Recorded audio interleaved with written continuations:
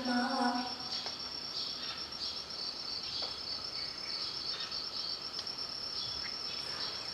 Setiap kali saya membuka buku ini, setiap kali saya mencoba khusyuk membacanya,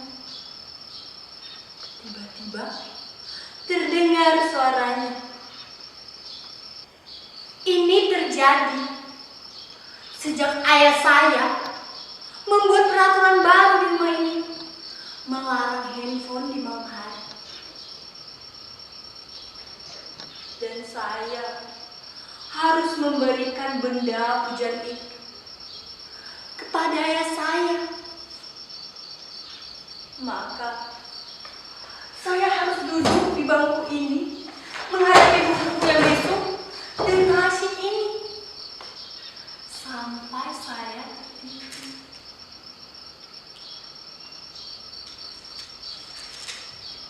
Ayah atau ibu, mereka seperti tentara penjaga malam, akan datang ke kamar ini setiap 1 jam sekali, hanya untuk memastikan bahwa saya masih membaca.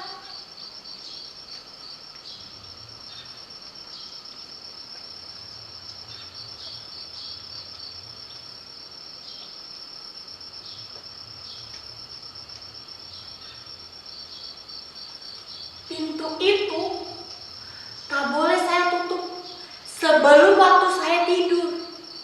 Ini peraturan kedua. Sebentar lagi, 15 atau 20 menit lagi, salah satu di antara mereka akan patroli datang ke kamar ini. Itu artinya saya harus duduk di bangku ini membaca.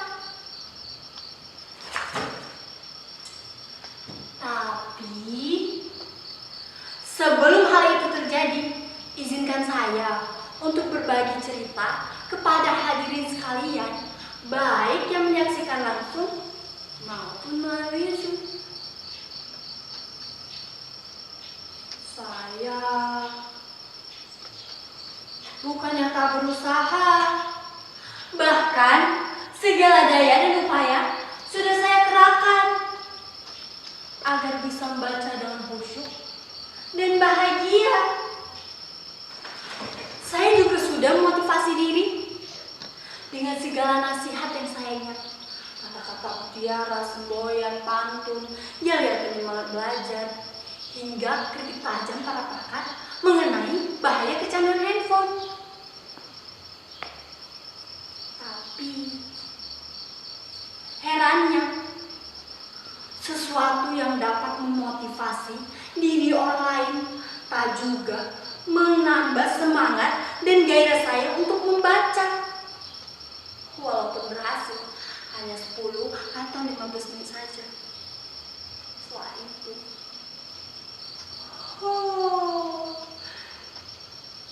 muak lagi.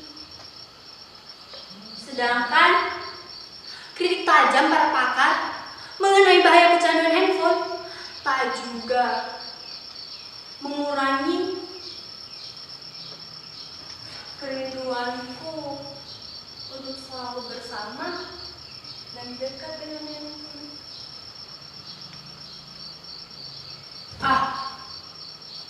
Kalau saja mengubah diri dapat dilakukan serenyah ceramahnya Mario Teguh, mungkin saya tidak akan menderita. Apa? Saudara-saudara tak percaya kalau sekarang saya sedang menderita? Apa tak terlihat beban di wajah saya ini? Disorot mata saya, digetar suara saya, di seluruh tubuh ini. Ini bukan acting, pertunjukan monolog anak SMA itu loh. Ini real, nyata. Ya, saya memang sudah menderita. Bahkan, jika penderitaan ini saya tuangkan ke dalam puisi, saya kira saudara-saudara tak akan mampu membacanya.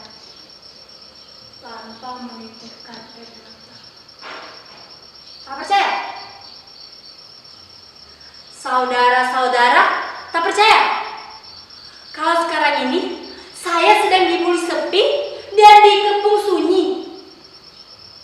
Sekarang saya bertanya, siapakah di antara hadirin sekalian yang mau dan mampu berpisah dengan apa yang telah menjadi bagian dari hidup hadirin sendiri? Tidak ada kan yang mampu. Begitu juga dengan saya. Sebuah handphone bukan lagi sekedar benda biasa. Ia telah menjadi bagian dari hidup kita, di diri kita.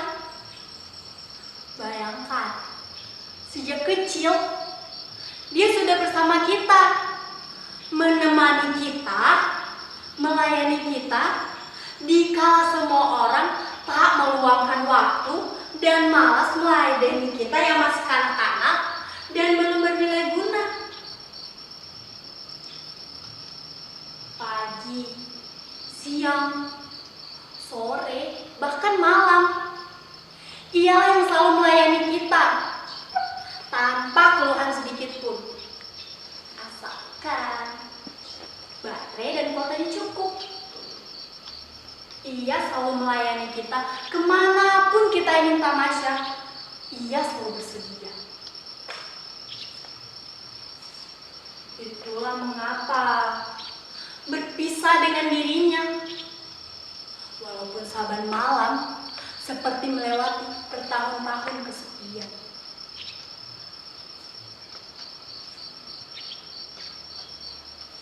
Oh itu. Oh handphoneku, betapa berat dan panjang jalan yang harus kutempuh untuk bisa kembali bersama.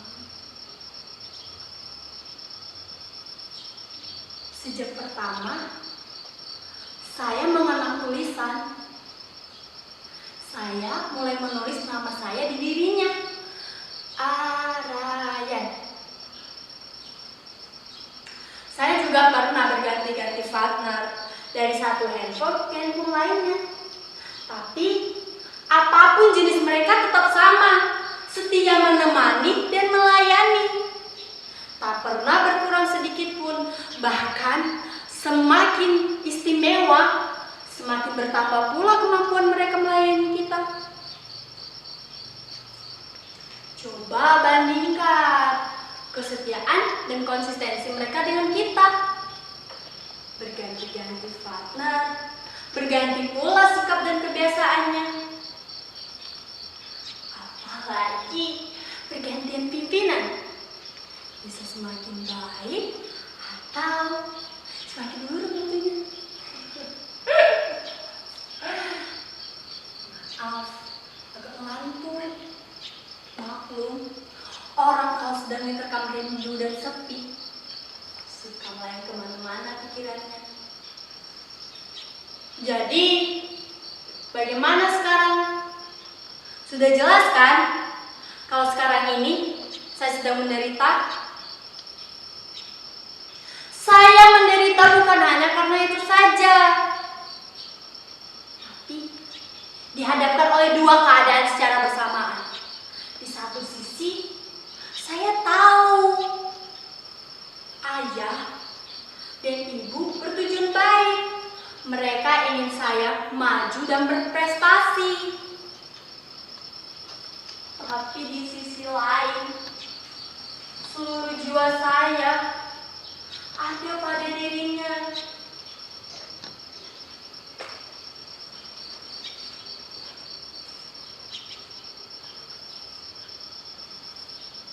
Kadang saya teringat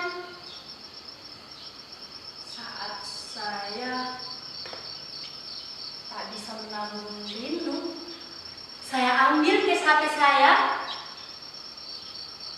dekatkan ke dada saya. Seperti ini.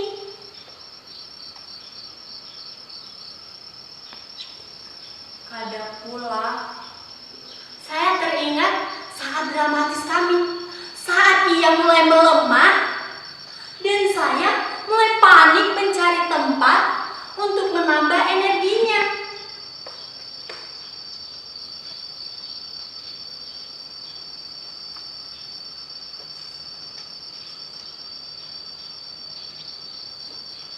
Jadi, bagaimana saya bisa berlama-lama dengan buku-buku bisu ini untuk menata masa depan?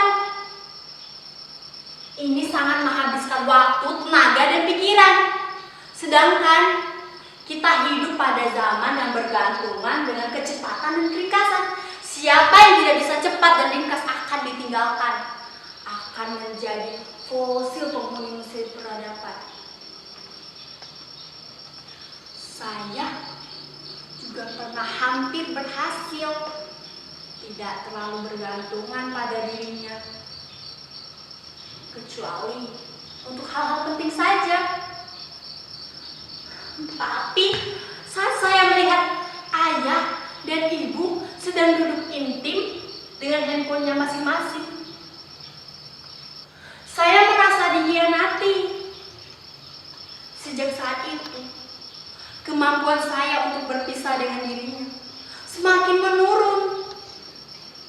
Bahkan, ia ada di kepala saya, menjadi denyut dalam jantung saya. Saya sudah teramat dalam mencintainya.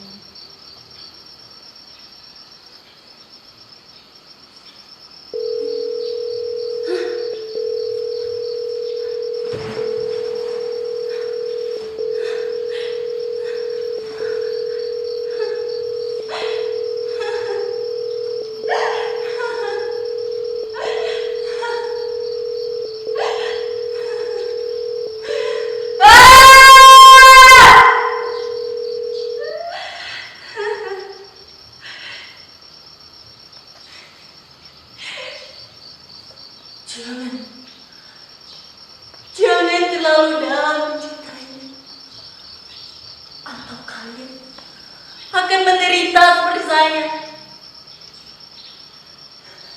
Arayan, ada apa nak?